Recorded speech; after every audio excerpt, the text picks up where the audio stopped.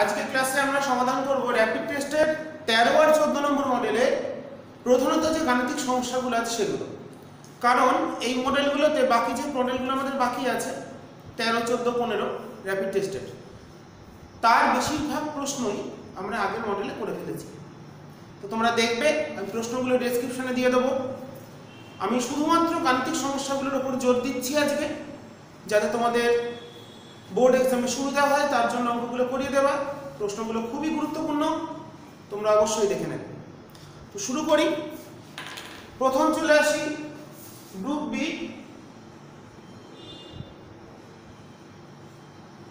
2 নম্বর প্রশ্ন। 100 ওহম রোধের একটি রেটিং দিয়ে দিয়েছে 1 ওয়াট, সর্বোচ্চ প্রবাহ মাত্রা পি জানি, আই স্কয়ার আর। তাহলে আই মানে কত? আই বার করতে হবে √p/r। পাওয়ার দিয়ে দিয়েছে 1, ওহম দিয়েছে, রোধ দিয়েছে 100। তাহলে কত চলে এলো? 1/10 অ্যাম্পিয়ার। তাহলে সর্বোচ্চ প্রবাহ মাত্রা 1/10 অ্যাম্পিয়ার বা 0.1 অ্যাম্পিয়ার। ঠিক আছে, তাহলে 0.1 অ্যাম্পিয়ার সর্বোচ্চ প্রবাহ মাত্রা। পরের প্রশ্ন দিয়েছে 3 নম্বর। যদি কলকাতার ভূচুম্বক ক্ষেত্রের অনুভূমিক উপাংশ 0.35 ওস্টেড হয় এবং বিনতি কোণ 30 ডিগ্রি হয়, তাহলে লব্ধি চৌম্বক ক্ষেত্র প্রাবল্য কত? হরাইজন্টাল কম্পোনেন্ট ডি দিয়েছে, এইচ দিয়েছে কত? 0.35 ওস্টেড। বিনতি কোণ দিয়ে দিয়েছে কত? 30 ডিগ্রি। তাহলে মোট প্রাবল্য, লব্ধি চৌম্বক ক্ষেত্র প্রাবল্য আই আমরা জানি। আই মানে কি আমরা শিখেছি, এদিকে আই থাকে, এদিকে এইচ, এটা থিটা, এটা হচ্ছে ভি। তাহলে এইচ বাই আই হচ্ছে H equals to I cos theta. তাহলে H by cos theta. H এর মান বসিয়ে দেবো, কস 30 ডিগ্রি, যেটা বেরোবে এত ওস্টেড। উত্তরটা তোমরা করে নেবে। আচ্ছা, তারপরে 3 অথবাই দিয়েছে, যেগুলো অঙ্ক আছে সেগুলো আমি করিয়ে দিচ্ছি। 1 অ্যাম্পিয়ার তড়িৎবাহী লুপের ক্ষেত্রফল 1 বর্গ সেমি, ভ্রামক কত? পিএম সমান, চৌম্বক ভ্রামক মানে পিএম সমান আই ইনটু এ। আই দিয়েছে 1 অ্যাম্পিয়ার, আর ক্ষেত্রফল দিয়েছে 10 বর্গ সেমি। সেমিতে হবে না, ওটা মিটার স্কয়ারে করতে হবে। তাহলে 10 into 10 to the power -4 ampere metre square. তাহলে 10 to the power -3 ampere metre square. তাহলে চৌম্বক ভ্রামক, এটা চৌম্বক ভ্রামক।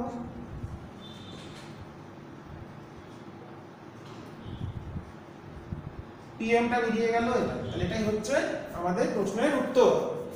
আচ্ছা, পরে চলে যাব আমরা এরপরে 6 অথবা।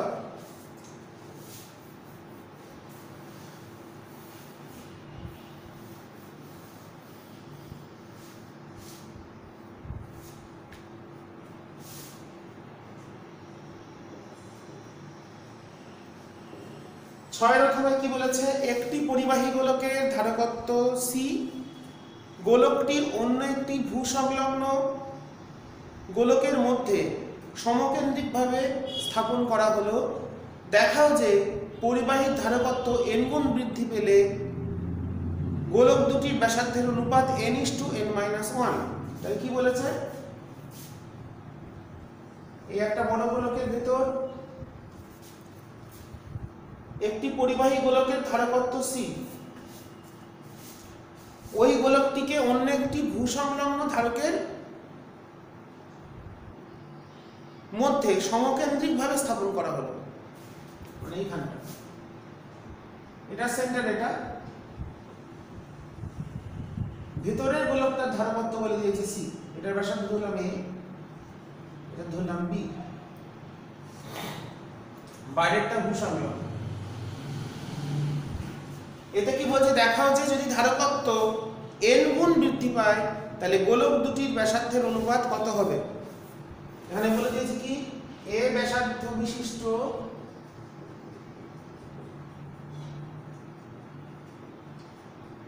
গোলকের ধারকত্ব যে সি, এটা সি বলে দিয়েছি। তাহলে আমরা যেটা ভূসংলগ্ন ধরি, ভূ সংলগ্ন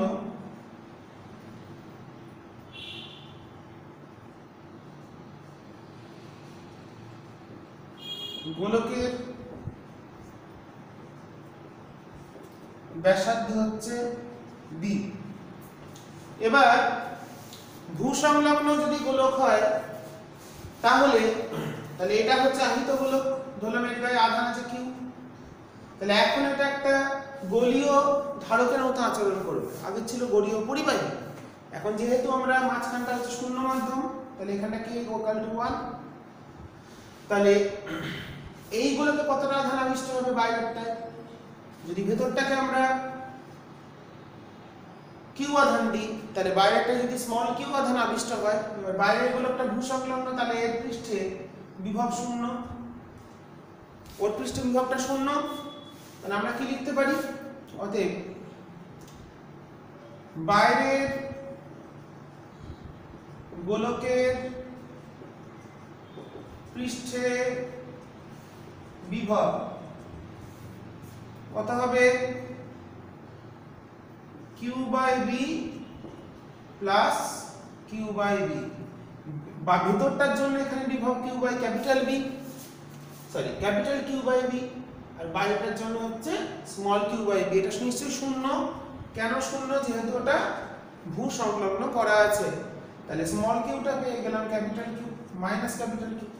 সুতরাং ভেতরেরটার বিভব তাহলে এখন কত? ভিতরের পৃষ্ঠে বিভব, ভিতরের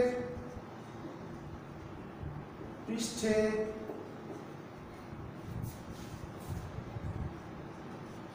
বিভব ভি ড্যাশ যদি বলি, তাহলে কত হবে? Q by A plus minus Q by B. তাহলে Q into 1 by A minus 1 by B. সুতরাং এখন গোলীয় ধারকটির, এটা একটা গোলীয় ধারক হয়েছে কারণ ভিতরটা আহিত বাইরেটা ভূসংলগ্ন, তাহলে দুটো এটা গোলীয় ধারকের চিত্র তোমরা জানো। সুতরাং গোলীয় ধারকটির ধারকত্ব C dash equals to Q by বিভব পার্থক্যটা মানে 1 বাই এ। একটা আমরা বিভবের ক্ষেত্রে কে ইকুয়াল টু 1 ধরে নিয়েছি বলে সিজিএস এ করছি, মাইনাস 1 বাই বি।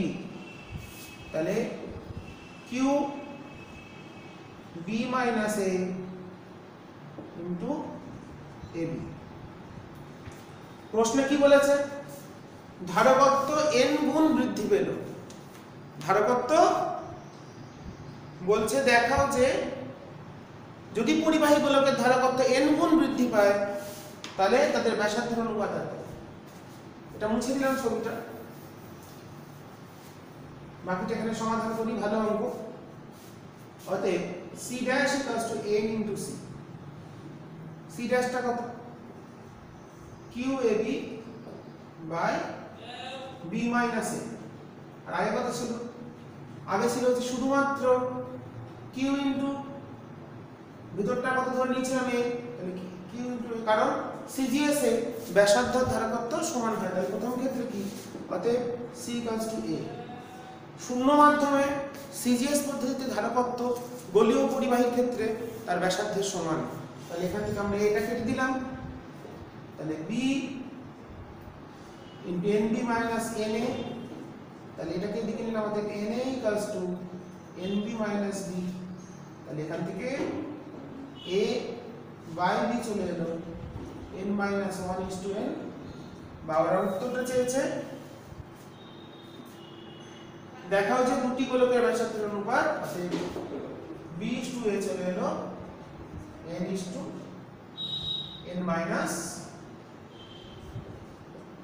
1। ঠিক আছে, অঙ্কটা খুব ভালো অঙ্ক, তোমরা অঙ্কটা খুব ভালো করে করবে, বুঝিয়ে দিয়েছি যতটা প্রয়োজন বা যেভাবে করতে হবে এটা তোমরা দেখে নেবে। এরপর চলে আসি 8 নম্বর অঙ্ক, 8 দাগ কমপ্লিট করে নেবে ঠিক করে।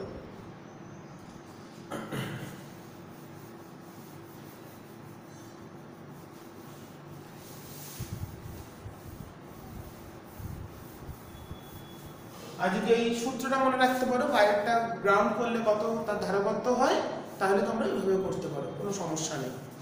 আচ্ছা, 8 দাগের প্রশ্ন দিয়েছে, এটা গ্রুপ সিতে চলে এসেছি আমরা এখন, আগেরটা গ্রুপ সি ছিল।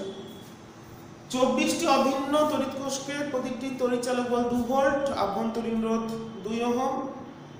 আচ্ছা, এই সমবায়টিকে 3 ওহম বাহ্যিক রোধের সঙ্গে যুক্ত প্রবাহ পাঠানো হবে। কোষগুলি কিভাবে যুক্ত করলে সর্বাপেক্ষা ভালো ফল পাওয়া যাবে?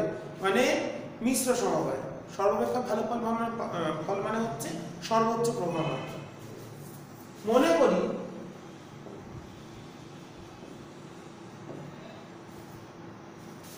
n সংখ্যক কোষ প্রতি শ্রেণীতে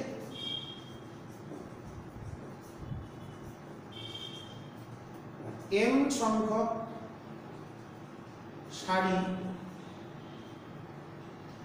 নিয়ে মিশ্র সমবায়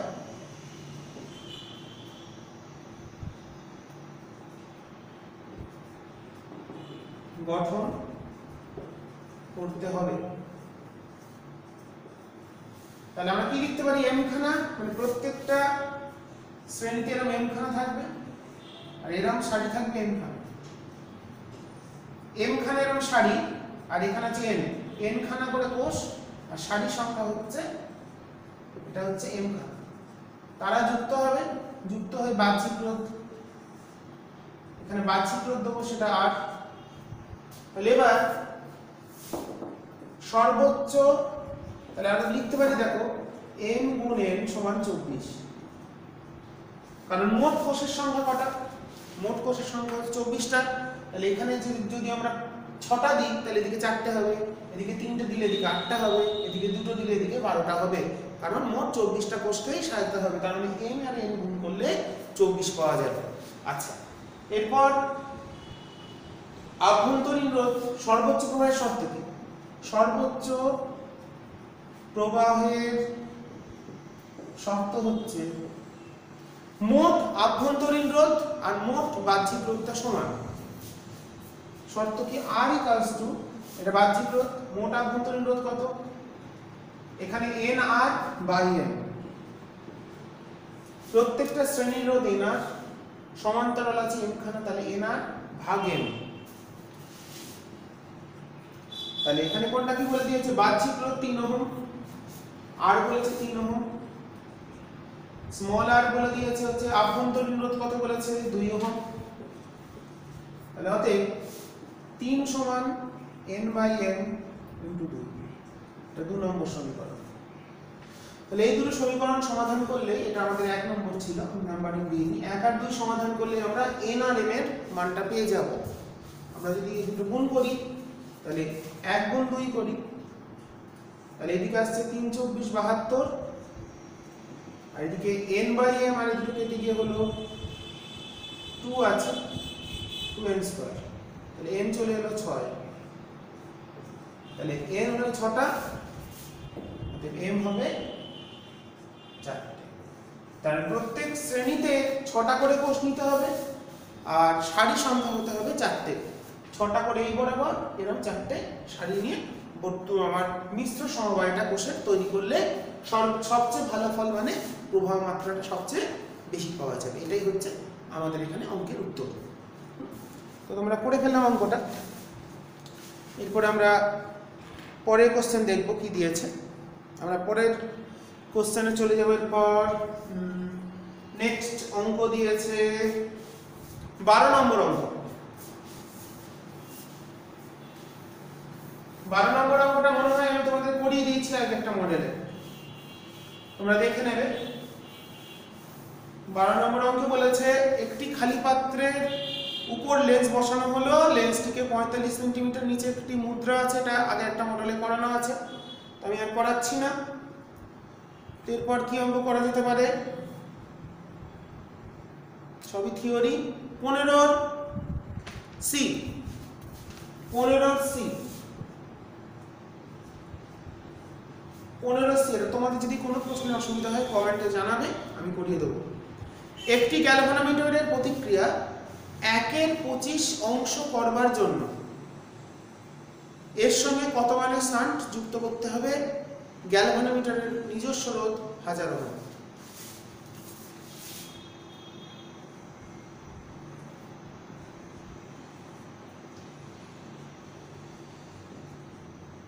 জি দিয়েছে 1000,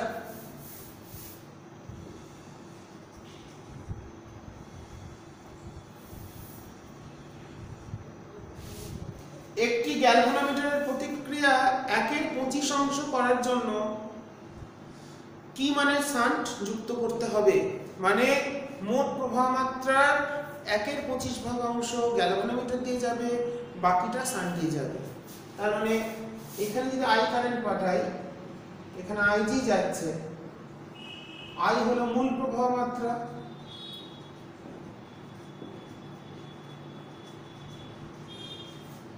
আইজি হলো গ্যালভানোমিটারের প্রবাহ মাত্রা।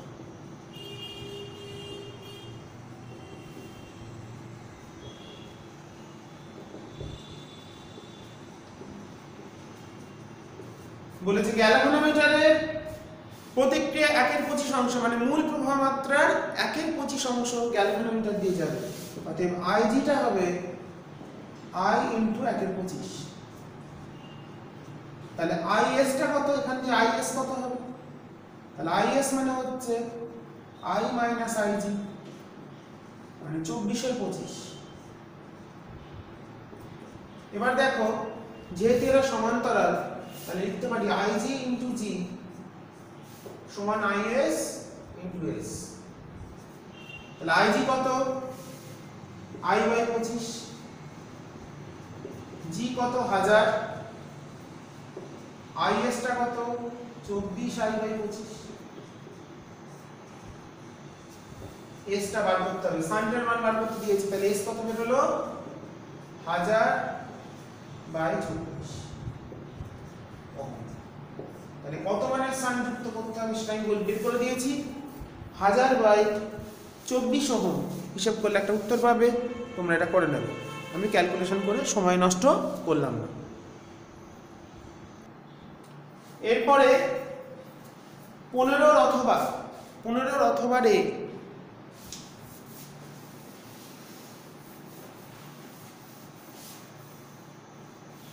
15 দাগের অথবা এরটা দেখি।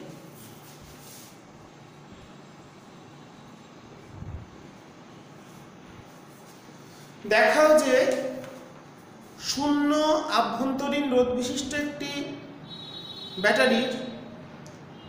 ব্যাটারিকে 80 ওহম রোধের একটি গ্যালভানোমিটার এবং 20 ওহম রোধের মধ্যে দিয়ে যুক্ত করলে, শ্রেণী সমবায় যুক্ত করে গ্যালভানোমিটারের মধ্যে যে প্রবাহ চলে, গ্যালভানোমিটারের সঙ্গে যদি একটি 1 ওহম শান্ট যুক্ত করা হয়, তাহলে গ্যালভানোমিটারের প্রবাহ মাত্রা কমে পূর্বের প্রবাহ মাত্রার 1/17 অংশ হবে। দেখি প্রথমে কি বলেছে, একটা গ্যালভানোমিটার আছে, এর সঙ্গে একটা রোধ আছে, এটা 80 ওহম, এটা হচ্ছে 20 ওহম।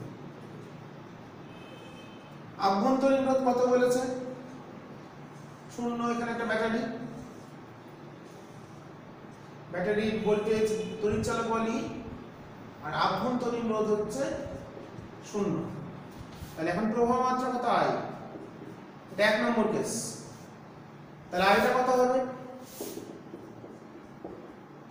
ই বাই এই দুটো মোট কত? 100 ওহম।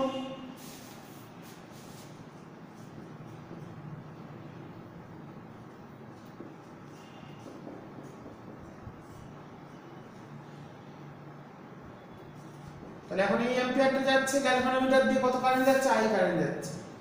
এরপর কি বলেছে? এবার বলছে গ্যালভানোমিটারের সঙ্গে একটা 1 ওহমের শান্ট যুক্ত করতে হবে। দেখি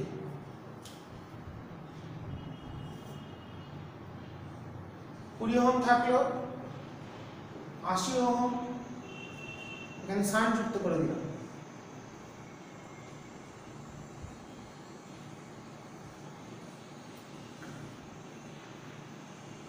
তড়িৎচালক পাল্টে গিয়ে আছে, এটা 2 নম্বর ক্ষেত্র। তাহলে এখন এখানে আইটা পাল্টেছে, আই ড্যাশ, আর এখানে যাচ্ছে আইজি, আইজিটা বার করতে হবে। তাহলে দ্বিতীয় ক্ষেত্রে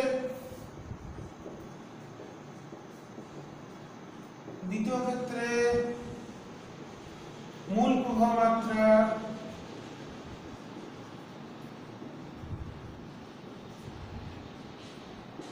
কত হবে? ই বাই, দেখো এরা দুজন সমান্তরালে, মানে তুল্য রোধ বার করতে হবে 80/81 প্লাস 2, আর আইজিটা কত হবে? গ্যালভানোমিটার, এই ক্ষেত্রে গ্যালভানোমিটার দিয়ে আইজি যাচ্ছে, তাহলে আইজিটা কত হবে? এটা আমাদের আসছে কত, এরকম করে আগে লিখে নিই, আই ড্যাশ ইনটু, এখানে রোধের ব্যস্তানুপাতে ভাগ হয়, তাহলে 1/81, আই ড্যাশটা হবে 1/81। এটা হিসাব করে নিয়ে আমরা কত আসছে, এটা একটু হিসাব করি, 80/81 যোগ 20, এটা আসছে হচ্ছে আমাদের একটু হিসাব করলে 81E বাই হচ্ছে 1700,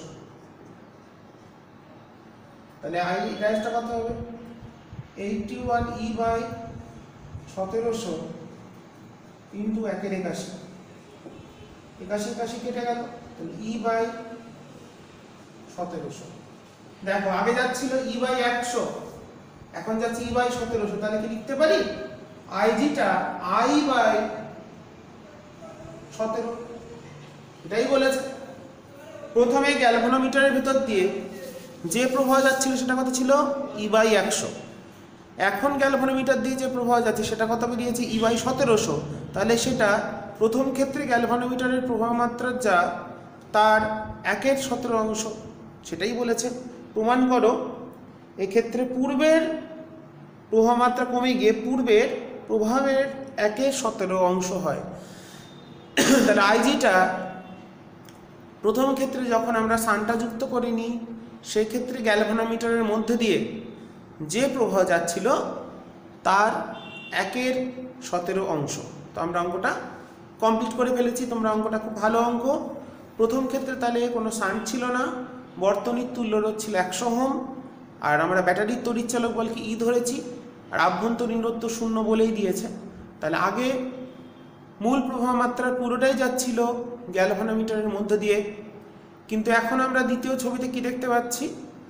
মূল প্রবাহ মাত্রাটা নিশ্চয়ই পাল্টাবে, কারণ বর্তনীর তুল্য রোধ পাল্টে গেছে। 80-র সঙ্গে একটা 1 ওহম শান্ট যুক্ত করা হয়েছে সমান্তরালে, তার সঙ্গে তো আগের মতন 20 ওহমটা শ্রেণীতে আছেই। দিয়ে সেখান থেকে তুল্য রোধ বার করে মূল প্রবাহ মাত্রা আই ড্যাশ বা I1, এটা আই ড্যাশ লিখেছি, তাহলে এটা আই ড্যাশ করে দিই। আই ড্যাশ মূল প্রবাহ মাত্রা যাচ্ছে, তার 1/81 যাচ্ছে গ্যালভানোমিটার দিয়ে, আর বাকিটা যাচ্ছে শান্টের ভেতর দিয়ে। তাহলে এই হচ্ছে আমাদের অঙ্ক। সেখান থেকে আমরা কি দেখতে পেলাম? গ্যালভানোমিটারের প্রবাহ মাত্রা আগে যা ছিল যখন আমরা শান্ট যোগ করিনি, শান্ট যুক্ত করার ফলে গ্যালভানোমিটারের প্রবাহ মাত্রা পূর্বের তুলনায় 1/17 বা 1/17 হয়ে গেল। এরপর আমরা চলে যাব 15 অথবা বি এর দাগের প্রশ্নে।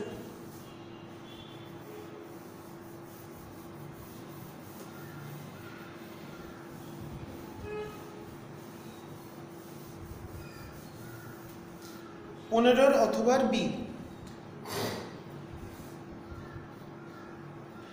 15 অথবা বিতে বলেছে 220 ভোল্ট 100 ওয়াট আর 220 ভোল্ট 60 ওয়াট দুটো বাতিকে যদি শ্রেণী সমবায় 220 ভোল্ট লাইনে যুক্ত করা হয় কোনটির উজ্জ্বলতা বেশি হবে? তো প্রথমে রোধ বার করে নেব। 220 ভোল্ট 100 ওয়াট। তাহলে এটা রোধ কত?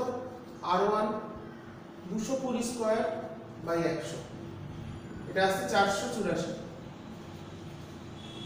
আর একটা কথা বলেছে 220 ভোল্ট 60 ওয়াট, 220 ভোল্ট 60 ওয়াট। তাহলে এই বাতির রোধ কত? 220 স্কয়ার বাই 60, এটা আসছে কত? 806.67। এই দুটো খুব কমন রোধ, এগুলো তোমরা মনে রাখার চেষ্টা করবে, এমসিকিউতে সাহায্য করে। এই দুটোকে শ্রেণী সমবায় যুক্ত করবে। R1 দিয়ে লাইন দিয়েছে 220, I যাচ্ছে ধরলাম কত I, তাহলে আইটা আমরা বার করি, কত আসছে? 220 বাই R1 প্লাস R2।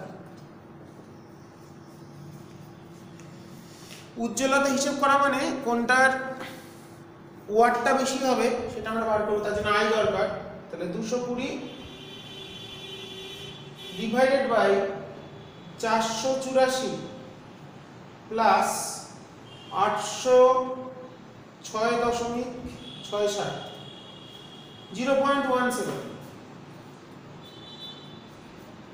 তাহলে এখন প্রবাহ মাত্রা অ্যাম্পিয়ার। তাহলে এর এখন তাহলে প্রথমটা বাতির ক্ষমতা বললাম P1, দ্বিতীয়টার ক্ষমতা P2। তাহলে P1 টা কত?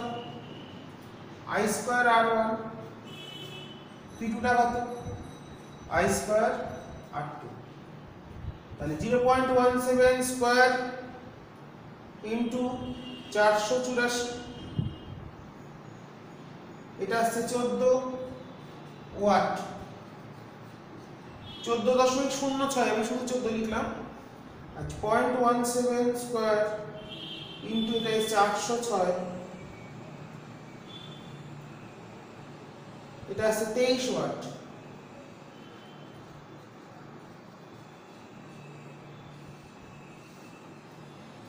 দ্বিতীয়টা আসছে 23 ওয়াট। তার মানে শ্রেণী সমবায় যুক্ত থাকা অবস্থায় 100 ওয়াট যেটা বাতি সেটার ওয়াট কত হবে? 14, আর 60 ওয়াট যেটা বাতি সেটার ওয়াট কত আসছে? 23। তো হিসাবটা দেখে নেবে, হিসাবে আমি ভুলও করতে পারি, তাও তোমরা প্রসেসটা দেখিয়ে দিলাম। তো উজ্জ্বলতা কোনটার বেশি? 60 ওয়াটের উজ্জ্বলতা বেশি হবে। অতএব দ্বিতীয় বাতিটির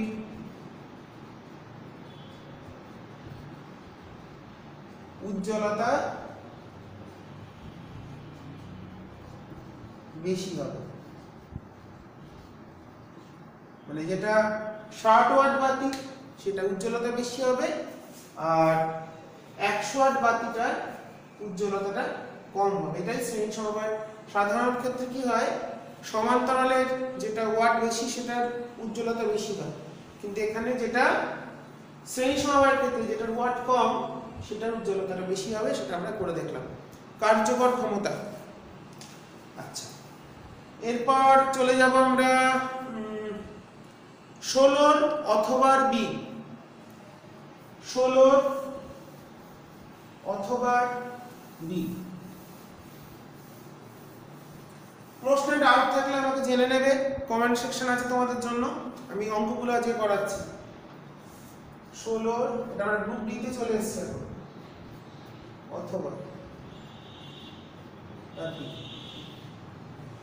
16 অথবা বি তে কি বলেছে? দেখাও যে একটি সমকোণী প্রিজমের ক্ষেত্রে নির্গত রশ্মি পেতে হলে প্রিজমের উপাদানের প্রতি শতাংশের সর্বোচ্চ মান। আমরা কি জানি? প্রিজম কোণের সীমাস্থ মান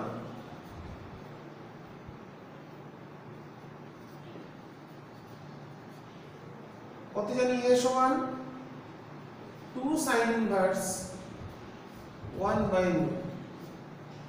এটাই তো প্রিজম কোণের সীমাস্থ মানের সূত্র ছিল। এবার সমকোণী প্রিজম মানে এটা 90 ডিগ্রি। সমকোণী প্রিজম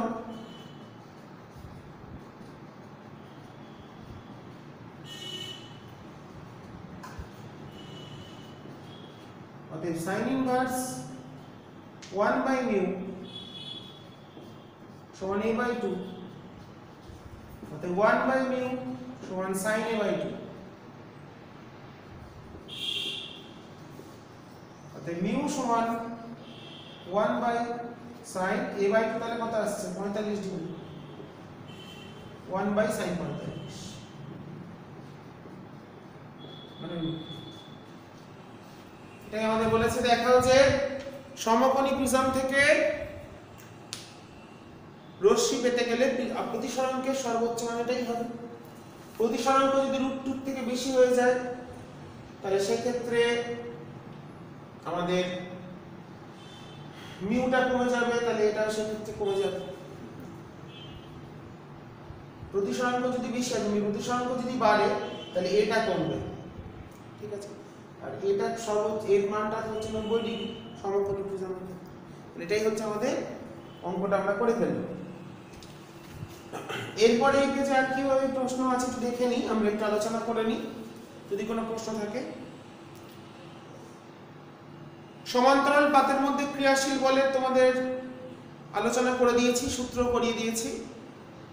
কোন বিন্দুতে তড়িৎ প্রাবল্য শূন্য হলেও বিভব শূন্য নয়, ফাঁপা গোলকের অভ্যন্তরে প্রাবল্য শূন্য হলেও বিভব শূন্য হয় না।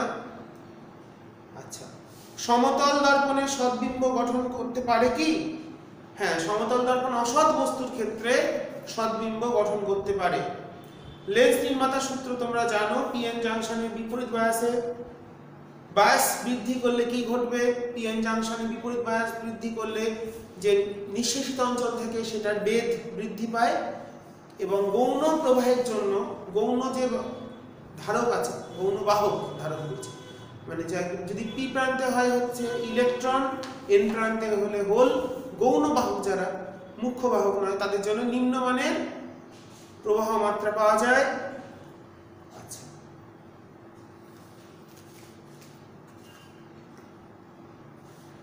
কিছু পরিমাণ আধানকে দুটি কণার মধ্যে কিভাবে বন্টন করলে কার্যকর বল সর্বাধিক হবে, এটা অঙ্কটা তোমরা করবে।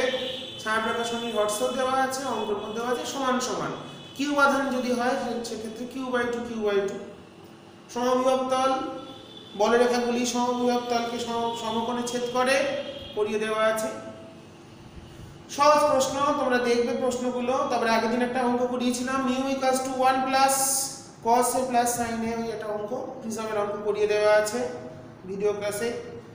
ন্যূনতম সংখ্যক অ্যান্ড গেট ও নট গেট ব্যবহার করে অর গেট তৈরি করতে হবে। আচ্ছা, এন টাইপ অর্ধপরিবাহী কাকে মুখ্য বাহক কি হয়? সহজ প্রশ্ন, ঠিক আছে। জেনারেটরকে ভোল্টেজ নিয়ন্ত্রক তোমরা ভিডিও ক্লাসে পেয়ে যাবে, অর্ধ তরঙ্গ একীকরণ ভিডিও ক্লাসে পেয়ে যাবে। এমসিকিউ গুলো আমি আর দেখছি না, তোমরা করবে, সহজ প্রশ্ন আছে। আচ্ছা, কোন পরিবাহীর মধ্যে তড়িৎ ক্ষেত্রে প্রাবল্যের মান শূন্য হয় কেন? কারণ পরিবাহীর আধান সর্বদা বাইরের তলে অবস্থান করে। আচ্ছা, সাবানের বুদবুদকে আহিত করলে যদি বুদবুদটি প্রসারিত হয় তাহলে বিভবের কি পরিবর্তন হবে? বিভব কমে যাবে, কারণ বিভব মানে হচ্ছে Q/R, প্রসারিত হলে ব্যাসার্ধ বাড়ছে বলে বিভবটা কমবে। আচ্ছা, গ্যালভানোমিটার থেকে ভোল্টমিটারে রূপান্তরিত করতে গেলে উচ্চমানের রোধকে শ্রেণী সমবায়ে যুক্ত করতে হয়। আচ্ছা, উত্তল লেন্স বাতাস থেকে জলে রাখলে ফোকাস দৈর্ঘ্য বাড়বে না কমবে? ফোকাস দৈর্ঘ্য বেড়ে যায়, জলে রাখলে মোটামুটি 4 গুণ হয়ে যায় উত্তল লেন্সের ফোকাস দৈর্ঘ্য। আচ্ছা, উত্তল লেন্স কখন অবতল লেন্সের মতন আচরণ করবে? যদি লেন্স মাধ্যমের উত্তল লেন্সের পারিপার্শ্বিক মাধ্যমের প্রতিসরাঙ্ক লেন্স মাধ্যমের অপেক্ষা বেশি হয়ে যায়, তখন সেটা কাজ করবে অবতল লেন্সের মতো। ফটোটা আটকে বয়সে রাখা এখানে, ঠিক আছে। এরপরে আমরা চলে যাব 14 নম্বর মডেল। 14 নম্বর মডেলের অঙ্কগুলো দেখি।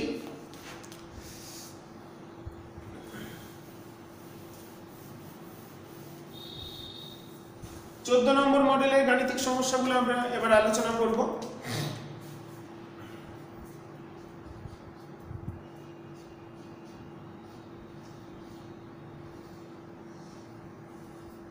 প্রথম 2 নম্বর প্রশ্ন, অনুপ্রবাহের বেগ বার করতে দিয়েছে, আমি সূত্রটা লিখে দিচ্ছি।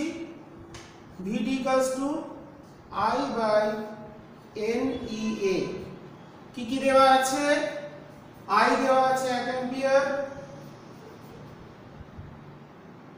ইলেকট্রন ঘনত্ব দিয়ে দিয়েছে, N দিয়ে দিয়েছে 10⁻22, পার সেমি কিউব, তাহলে মিটার কিউবে হবে 10⁻28 পার মিটার কিউব, এটা বসাবে মানটা। আচ্ছা, এরিয়া দিয়ে দিয়েছে কত 1 বর্গ মিটার, বর্গ মিলিমিটার ক্ষেত্রফল 1 বর্গ মিলিমিটার, তাহলে এটা হবে 10⁻⁻6 বর্গ মিটার। সবগুলো দেওয়া থাকলে d এর মান তোমরা জানো 1.6 10⁻⁻19 কুলম্ব। মানগুলো বসালেই চলে আসবে। অনুপ্রভার বেগ এই সাইডে এইভাবে করতে হবে। আচ্ছা, তিনেরটা বলছে একটি তারকে বাঁকিয়ে 3.14 মিটার ব্যাসার্ধের বৃত্তচাপ আকারে দেওয়া হলো। বৃত্তচাপের কেন্দ্রে উৎপন্ন কোণ 45 ডিগ্রি, মানে কেমন? কেন্দ্রে উৎপন্ন কোণ 45,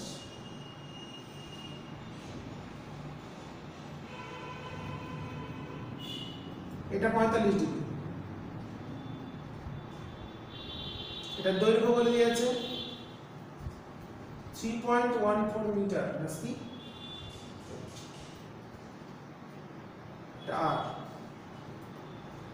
ও 3.14 মিটার ব্যাসার্ধের। আচ্ছা, ব্যাসার্ধটাই 3.14, সরি, আরটাই বলে দিয়েছে 3.14 মিটার ব্যাসার্ধের মান। আর প্রবাহ মাত্রা কত পাঠাচ্ছে? 4 অ্যাম্পিয়ার। এর ভেতর দিয়ে 4 অ্যাম্পিয়ার প্রবাহ পাঠাচ্ছে। তাহলে কি বলেছে? কেন্দ্রে চুম্বক আবেশ কত? ভালো অঙ্ক। এখানে চুম্বক ক্ষেত্র কত? তাহলে এইদিকে যাচ্ছে, মানে এখানে ডট হবে, তাহলে বিটা বার করতে হবে। বি কত? পুরো বৃত্তচাপ হলে কত হয়? μ0I/2r। কেন্দ্রে যদি কোনো কোণ উৎপন্ন হয় 45 ডিগ্রি, তাহলে এখানে ইনটু হবে কত? 45/360। কেন কেন হলো এটা?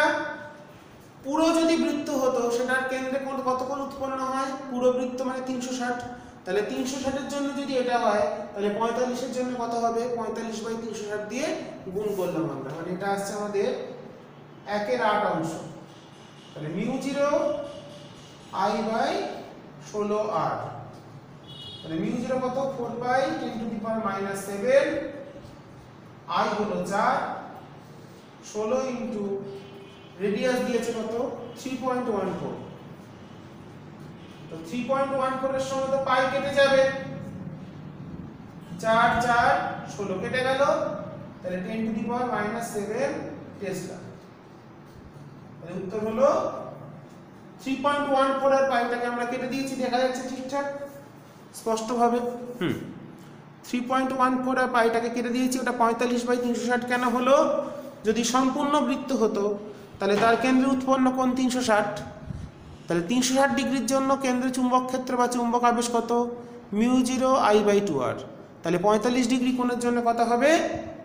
μ0I/2r into 45/360। 45কে 360 দিয়ে কাটলে 8, তাহলে হলো μ0I/16r।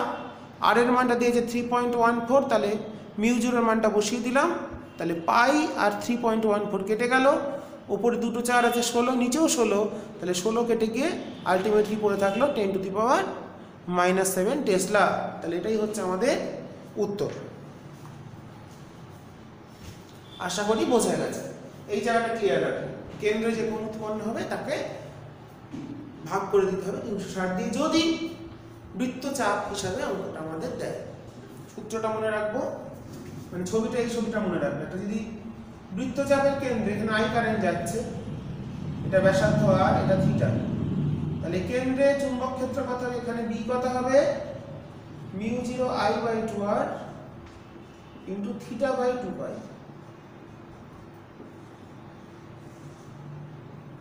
কেন্দ্রস্থ কোণ বাই 2π, 2π মানে পুরোটা, মানে 360, আমি যেটা লিখেছি সেভাবে। পরের প্রবলেম আমরা দেখব। এরপর সূত্রটা ঠিক করে করে নেবে।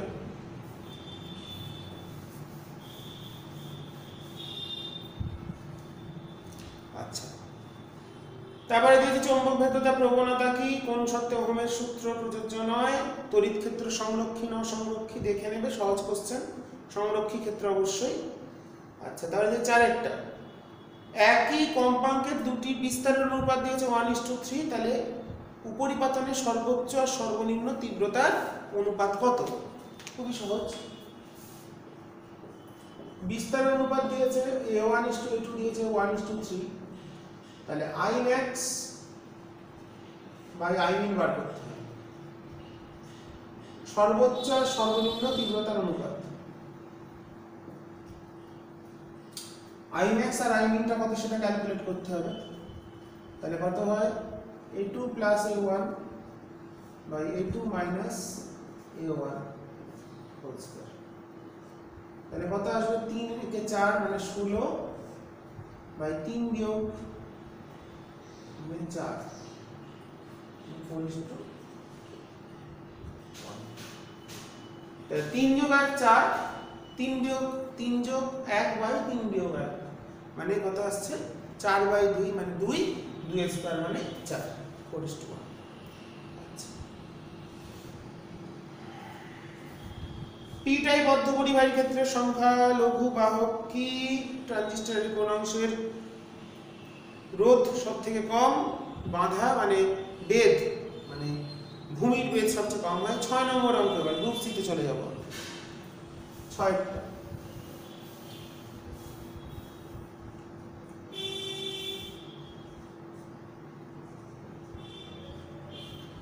গ্রুপ সি 6 প্রশ্ন। দুটি বস্তুকণার প্রত্যেকটার ভর m, প্রত্যেকটার আধান q। বস্তু দুটিকে 10 মিটার দীর্ঘ একটি অন্তরিত সুতোর সাহায্যে একটি বিন্দু থেকে ঝুলিয়ে দেওয়া হলো সাম্যাবস্থায় 45 ডিগ্রি কোণ। মানে কি? দুটো আধানকে যদি ঝুলিয়ে দিই তারা বিকর্ষণের ফলে পরস্পর থেকে দূরে চলে যাবে।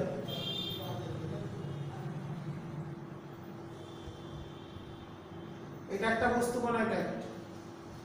সাম্যাবস্থায় ব্যালেন্স অবস্থায় অনুভূমিকের সঙ্গে 45 ডিগ্রি কোণ, মানে এই কোণটা বলেছে 45।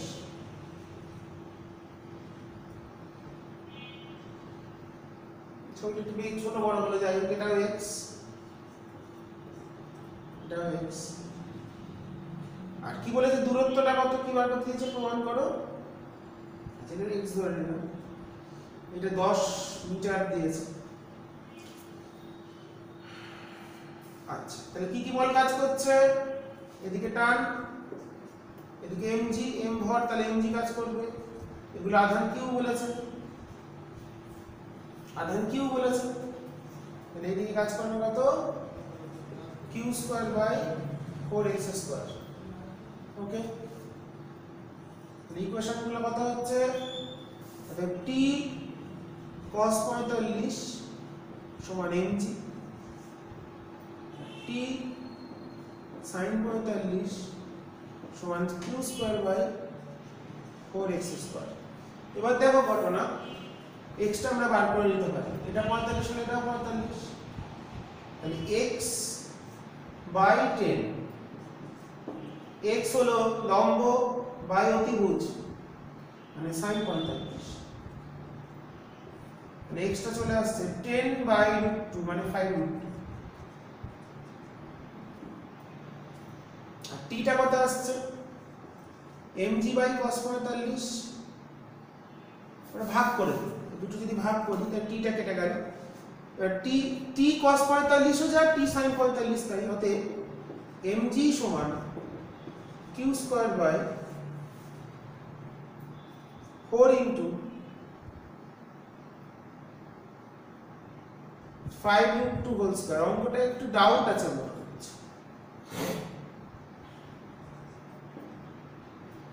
দূরত্বটাকে আমরা যেহেতু 2x ধরেছি তাহলে ঠিকই আছে, কোনো সমস্যা নেই। q স্কয়ার সমান চলে আসছে এটা আমাদের কত? 25। ওটা দিয়েছে 10 মিটার দিয়েছে আবার, তাই না? 10 মিটার মানে এখানে তো আমাদের SI তে করলে অঙ্কটা একটা কনস্ট্যান্ট নিয়ে আসতে হবে বলে। এটা যদি L দৈর্ঘ্য বা 1 মিটার দিত, যেটা আসছে সেটাই আমি করে দিচ্ছি। এটা কত আসছে আমাদের? 25 দুগুণে 50, 4 50 200। কিউ আসছে √200 mg, আমাদের এরকম একটা অ্যান্সার আসছে। √2 mg আসতে গেলে অঙ্কটার মধ্যে কিছু একটা ব্যাপার আমি তোমাদের দেখছি, দাঁড়াও, এটা ছায়া প্রকাশনীর অনুশীলনীরই অঙ্ক, আমি দেখে দিচ্ছি। কোশ্চেনটা ভুল আছে কি বলে দিচ্ছি, বইয়ের অঙ্ক এটা মনে হচ্ছে আমার। কুলম্বের সূত্র,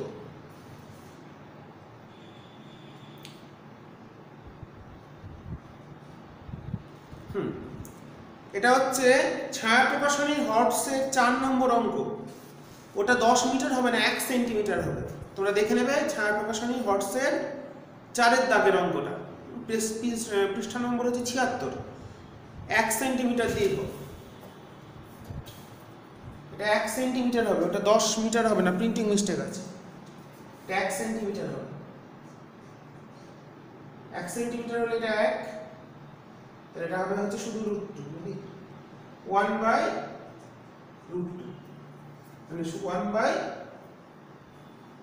1/√2 আসছে। আচ্ছা, 1/√2 হলে কত হবে? ঠিকই আছে, 2 চলে আসছে। এবার ঠিক আছে, প্রশ্ন ভুল থাকলে তো সমাধান করা কঠিন, আমরা সমাধান করে ফেলেছি। প্রশ্নের ভুল ছিল সেটাও বলে দিয়েছি, ওটা হবে 1 সেমি হবে, 10 মিটার হবে না। তোমরা ছায়া প্রকাশনীর 76 পৃষ্ঠায় দেখলাম হর্টসের 4 নম্বর অঙ্কটা, এটা আমি করিয়ে দিয়েছিলাম ভিডিও ক্লাসে, তোমাদের দেখতেও পারো। আচ্ছা, তারপরে চলে যাব 8-এর অথবা প্রশ্নটা আমরা করবো এরপর।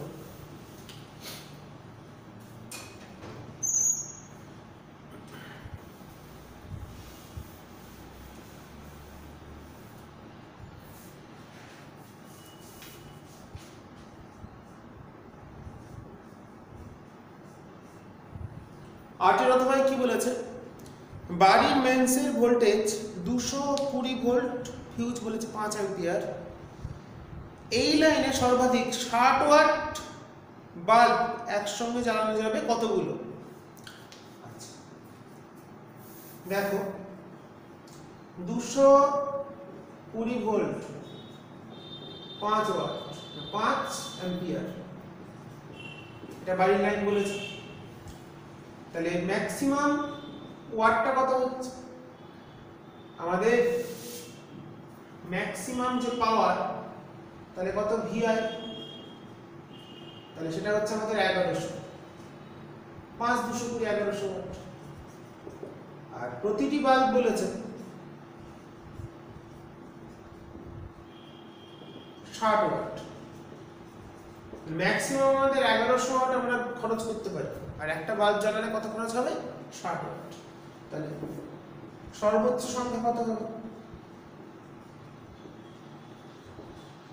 লেস দ্যান ইকুয়ালস টু 1100/60, মানে কত আসছে দেখবো সেটা আমরা।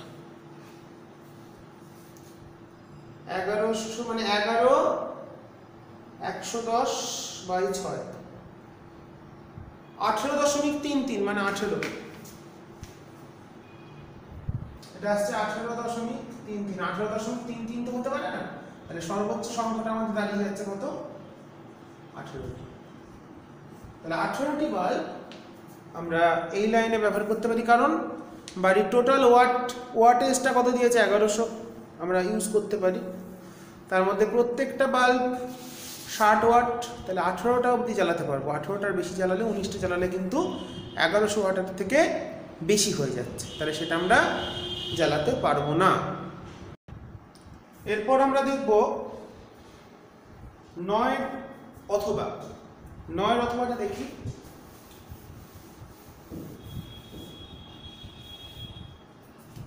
9 অথবা একটা অঙ্ক দিয়েছে, প্রথমটা তো পারবে তোমরা, চৌম্বক প্রবণতা আর আপেক্ষিক চৌম্বক ভেদ্যতার সম্পর্ক, μr = 1 + k, ওই প্রমাণটা করবে, খুব ইম্পর্টেন্ট কিন্তু এবছরের জন্য। আচ্ছা, একটি ইস্পাত নির্মিত দণ্ডচুম্বকের চৌম্বক ভ্রামক দেওয়া আছে, ভর দেওয়া আছে আর ঘনত্ব দেওয়া আছে, তাহলে চৌম্বকনের মাত্রা 9 অথবা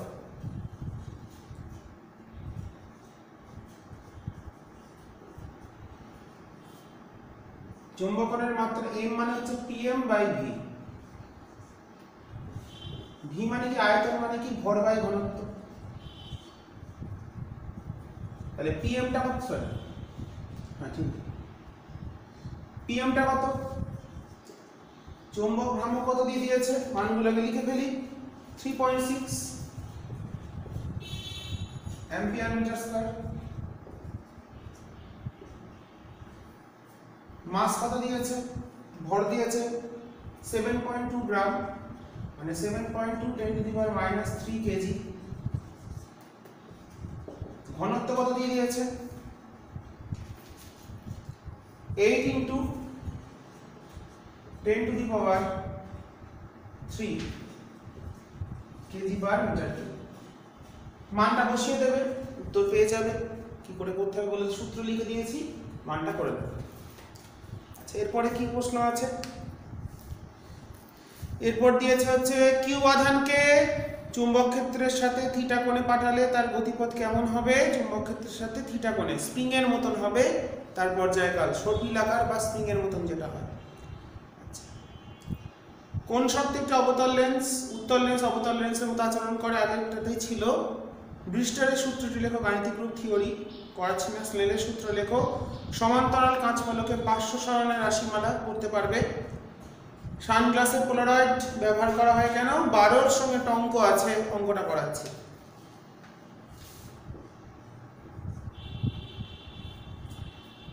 এক ব্যক্তি 3 মিটার ইনভার্স ক্ষমতা বিশিষ্ট চশমা পরে 25 সেন্টিমিটার দূরের রাখা কোনো বস্তুকে ছাপা অক্ষরকে দেখতে পায় খালি চোখে, তাহলে কোথায় রাখতে হবে। পাওয়ার দিয়ে দিয়েছে, পাওয়ার দিয়েছে 3 মিটার ইনভার্স, তাহলে ফোকাল লেন্থ কত হবে 100/3 সেন্টিমিটার। 25 সেমি দূরে রেখে বস্তুকে দেখতে পায়, তাহলে ইউ হচ্ছে 25। ভি বার করতে হবে, এটা নেগেটিভ, ভিটা বার করতে হবে। তাহলে 1/v minus 1/u equals to 1/a, তাহলে 1/v minus 1/, minus 25 equals to 1/100/3। তাহলে এখান থেকে ভিটা বার করবো আমরা, 3-এর 25 বিয়োগ 1-এর 25, 3-এর 100/1-এর 25 মানে মাইনাস 1-এর 100। তাহলে ভিটা কত বেরোলো -100 সেন্টিমিটার। তাহলে 100 সেন্টিমিটার দূরে যদি বস্তুটা রাখে তাহলে সে দেখতে পাবে। আচ্ছা, এবার চলে যাব আমরা পরের প্রমাণগুলো আছে করবে। নিউটনের সূত্র লেখো, প্রিজমের কৌণিক বিচ্ছুরণের বলতে কি বোঝো, ট্রানজিস্টরের বিটা বলতে কি বোঝো, পরিবৃত্তি অনুপাতের সঙ্গে সম্পর্ক কি। 15A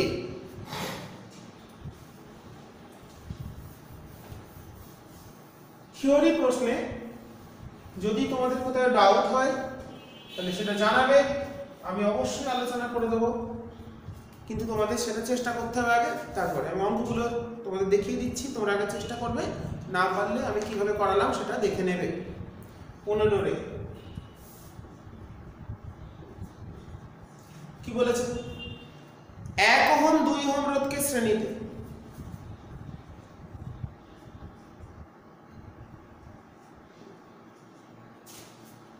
5 ওহম 7 ওহম শ্রেণী করে তাদের সমান্তরাল, মানে এর সঙ্গে 5 ওহম 7 ওহম ছবিটা দিয়েছে করা হলো। মিশ্র সমবায় পেলাম, তার সঙ্গে একটা আমার মূল প্রবাহ মাত্রা বলে দিয়েছে 0.5, এখান দিয়ে একটা প্রবাহ মাত্রা পাঠানো হচ্ছে 0.5 অ্যাম্পিয়ার। তাহলে প্রশ্ন দিয়েছে 5 ওহম রোধের বিভব পার্থক্য কত। তাহলে এখানে আমরা ধরলাম I কারেন্ট যাচ্ছে, তাহলে I টা কত হবে, মূল প্রবাহ মাত্রা ইনটু 3 টোটালটা কত হচ্ছে 3 + 12, মূল প্রবাহ মাত্রা কত অংশ যাবে? 3/15 অংশ এখান দিয়ে যাবে, 12/15 অংশ এখান দিয়ে যাবে। তাহলে সেটা বলে দিয়েছে কত? তাহলে আইটা বার করি। তাহলে 0.5 × 3/15 মানে 0.5 × 1/5 মানে 0.1 অ্যাম্পিয়ার। অতএব 5 ওহম রোধের বিভব প্রভেদ কত হলো? 5 × 0.1 মানে 0.5 ভোল্ট। 5 ওহম রোধের বিভব প্রভেদ কি করে বেরোলো? এটা আমরা করে দিয়েছি। তো এইভাবে আমাদের উত্তরটা আমরা পেয়ে গেছি। তারপরে 5 এর বি, 15 এর বি, সরি একটা ছবি দেওয়া আছে। 4 ওহম, 5 ওহম, এখানে 6 ওহম। এটা বি, এখানে আছে এ। এটা হচ্ছে 5, 4, 5, 6। 5 ওহম রোধে শক্তি ব্যয়ের হার 10 জুল হলে 4 ওহম রোধে কত? 5 ওহম রোধে শক্তি ব্যয়ের হার বলে দিয়েছে 10 জুল পার সেকেন্ড হলে 4 ওহম রোধের শক্তি ব্যয়ের হার কত?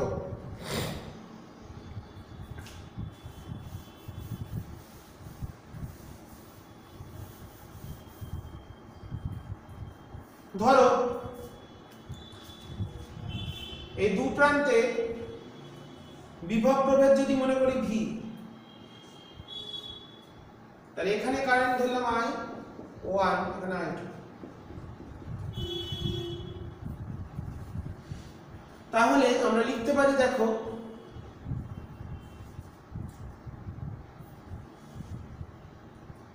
I1 সমান ভি কাস্ট, তাহলে কি লিখতে পারি? 6I2 সমান এখানে লিখতে পারি কত? 9I1। ঠিক আছে।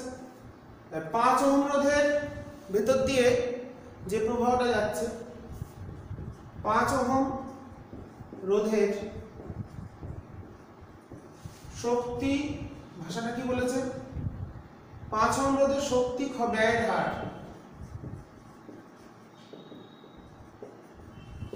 কত হবে? I² × 5, I1² × 5। তাহলে I1² × 5 দিয়েছে 10।